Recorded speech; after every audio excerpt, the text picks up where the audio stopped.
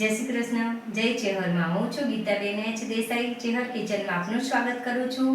આજે આપણે બનાવીશું મિક્સ દાળ અને બાજરીના રોટલા.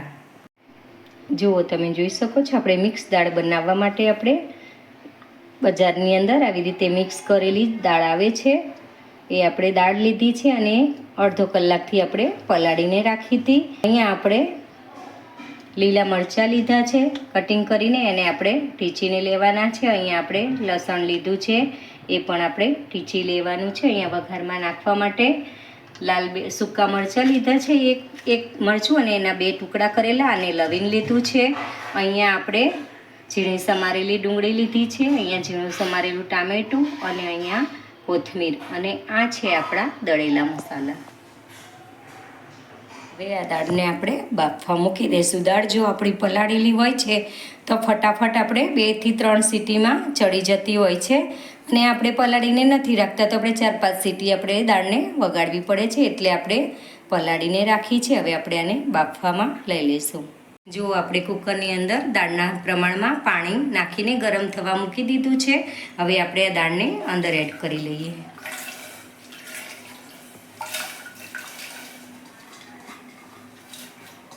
અત્યારે ચોમાસાની સિઝન ચાલે છે. ચોમાસાની અંદર દાળ અને બાજરીના રોટલા બહુ સરસ લાગતા હોય છે, એટલે આપણે દાળ અને આજે બાજરીના રોટલાની રેસીપી શેર કરીશું. આપણે મીઠું નાખ્યું છે 1 ચમચી, અને થોડીક આપણે એની અંદર હળદર પણ એડ કરી લઈએ, કલર આવે એના માટે. હવે કુકરને ઢાંકીને આપણે 2 થી 3 સીટી આવવા દઈશું.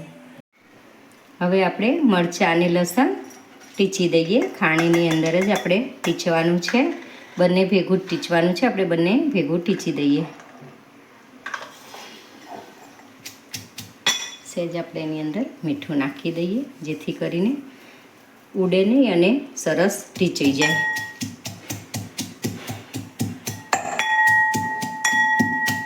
બહુ એકદમ બારીક નથી કરી દેવાનું, આપણે થોડું અધકચરું રાખવાનું છે, જેથી કરીને એનો ટેસ્ટ મિક્સ દાળની અંદર બહુ સરસ આવતો હોય છે. એટલા માટે આપણે થોડું અધકચરું એવું ટીચી લઈએ.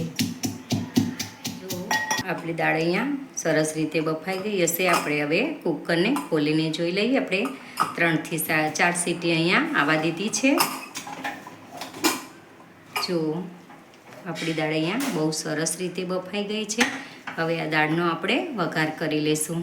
જો તમે જોઈ શકો છો, આપણે દાળનો વઘાર કરવા માટે 4 થી 5 ચમચી જેટલું તેલ લીધું છે.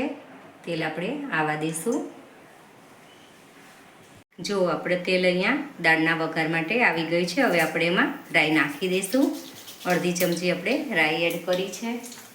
અડધી ચમચી આપણે જીરું એડ કરી લઈએ. અહીંયા આપણે 1 મરચાંના 2 ટુકડા કર્યા છે, એ પણ અંદર એડ કરી લઈએ, અને 2 લવિંગ આપણે એડ કરી લઈએ. એની અંદર આપણે અડધી ચમચી હિંગ પણ એડ કરી લઈએ, લીમડો પણ એડ કરી લઈએ. લસણ મરચાં ટીચીને રાખ્યા છે, એ પણ આપણે એની અંદર એડ કરી લઈએ. લસણ મરચાંને આપણે પહેલાં સાતળવા દઈએ સ્લો ગેસ ઉપર.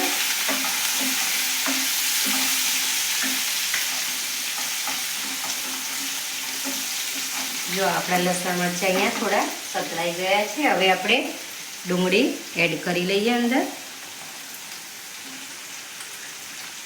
ડુંગળીને સ્લાઇટ બ્રાઉન કલર જેવી આપણે થવા દેવાની છે.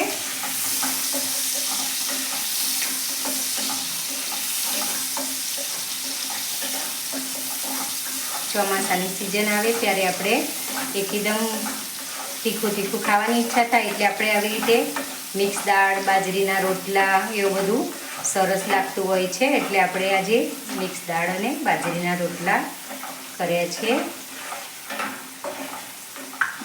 ડુંગળીને આપણે થોડી ચડવા દઈએ.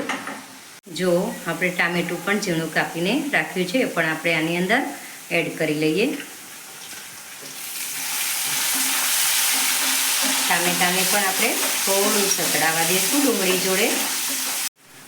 જો હવે આપણે હળદર આપણે થોડી બાફવાની અંદર નાખી હતી, એટલે આપણે હવે આમાં અડધીથી થોડી ઓછી એટલી આપણે હળદર એડ કરી લઈશું.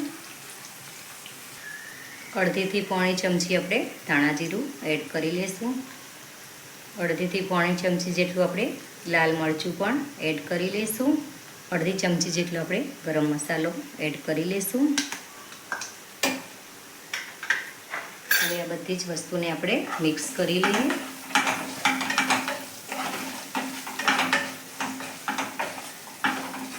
જોઈ શકો છો આપણે ડુંગળી, ટામેટું અને મસાલો મસ્ત રીતે ભળી ગયો છે.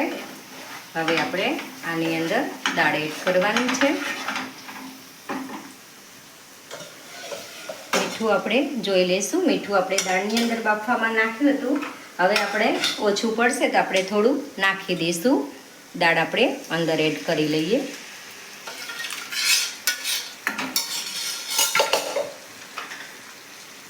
જુઓ, બહુ સરસ એવો આપણે દાળનો તડકો રેડી કરી લીધો છે અને દાળ પણ એની અંદર એડ કરી લીધી છે. જોઈ શકો છો તમે, બહુ સરસ એવી આપણી દાળ અહીંયા તમતમાટ તૈયાર થઈ ગઈ છે.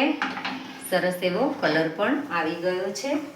જો આપણે દાળ ઉકળે એટલે થોડી ઘટ થઈ જતી હોય છે. આપણે અહીંયા અડધો ગ્લાસ જેટલું પાણી દાળની અંદર એડ કરવાનું છે.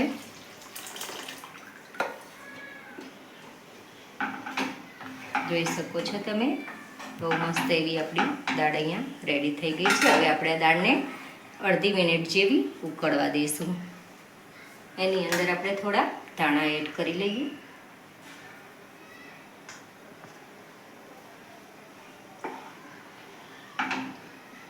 આપણી આ દાળ ઉકળે ત્યાં સુધી આપણે એક રોટલો બનાવી દઈએ. જો તમે જોઈ શકો છો, આપણી દાળ ઉકળે ત્યાં સુધી આપણે રોટલો ટીપી લઈએ. રોટલાની અંદર આપણે મીઠું નાખવાનું છે. લોટ આપણે અહીંયા ચાળીને લીધો છે. હવે આપણે એની અંદર મીઠું એડ કરી લઈએ. અડધી ચમચી જેટલું મીઠું એડ કર્યું છે આપણે. હવે આ લોટને સરસ રીતે આપણે પાણી નાખી અને મસળી દઈએ. થોડું થોડું પાણી નાખતું જવાનું અને લોટને મસળતું જવાનું. બહુ સરસ એવો રોટલો બનતો હોય છે બાજરીનો. જો આપણે લોટને સરસ રીતે મસળી લીધો છે. હવે આપણે રોટલાને ટીપી લઈશું. આવી રીતે સરસ મજાનું ગોળ કરી અને ટીપી લઈએ આપણે.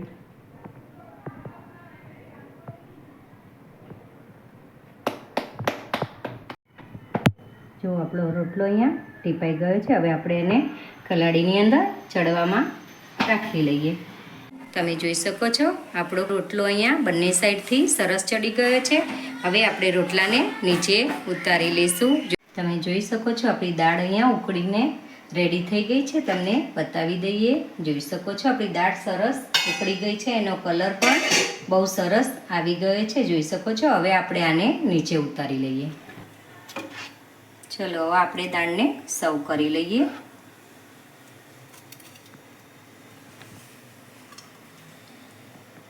દાળને જોતાં જ મોઢામાં પાણી આવી જાય એવી આપણી આ દાળ અહીંયા બની ગઈ છે.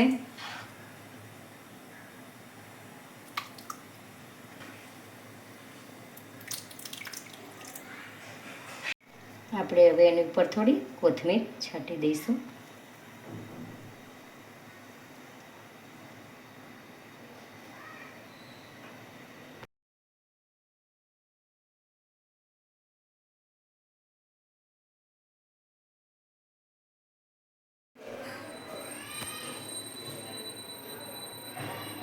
જો તમને મારી આ રેસીપી પસંદ આવી હોય તો મારી ચેનલ ચેહર કિચનને લાઈક કરો, શેર કરો અને સબસ્ક્રાઈબ કરો.